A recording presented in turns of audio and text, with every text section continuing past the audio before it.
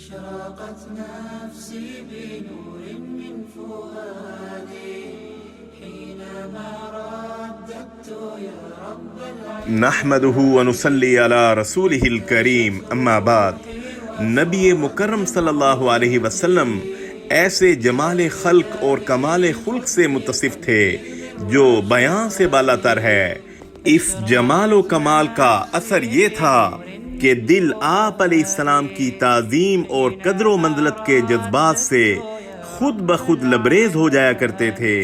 چنانچہ آپ صلی اللہ علیہ وسلم کی حفاظت اور اجلال و تکریم میں لوگوں نے ایسی فداکاری و جانثاری کا ثبوت دیا جس کی نظیر دنیا کی کسی اور شخصیت کے سلسلے میں پیش نہیں کی جا سکتی۔ ہجرت کے وقت رسول اللہ صلی اللہ علیہ وسلم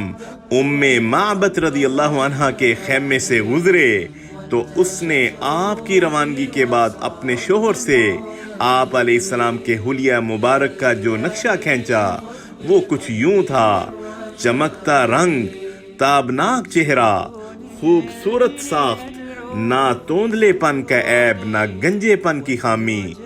جمال جہاں تاب کے ساتھ ڈلا ہوا پیکر،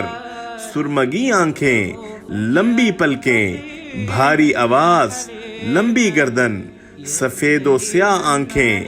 سیاہ سرمگی پلکیں، باریک اور باہم ملے ہوئے ابرو، چمکدار کالے بال، خاموش ہوں تو باوقار لگیں، گفتگو کریں تو پرکشش نظر آئیں، دور سے دیکھنے میں سب سے تابناک و پرجمال، قریب سے دیکھیں تو سب سے خوبصورت اور شیریں لگیں، گفتگو میں چاشنی، بات واضح اور دو ٹوک کرنے والے، نہ تو مختصر اور نہ ہی فضول گفتگو کرنے والے، انداز ایسا کہ گویا لڑی سے موتی جڑ رہے ہوں، درمیانہ قد، نہ چھوٹا کہ نگاہ میں نہ جچے، نہ لمبا کہ ناگوار لگے، دو شاخوں کے درمیان ایسی شاخ کی طرح ہیں جو سب سے زیادہ تازہ و خوش منظر ہے۔ رفقا آپ کے گرد حلقہ بنائے ہوئے کچھ فرمائیں تو توجہ سے سنتے ہیں، کوئی حکم دے تو لپک کر بجا لاتے ہیں، مطاع و مکرم، نہ ترشرو اور نہ ہی لغو گو۔ اسے زاد المعاد میں روایت کیا گیا۔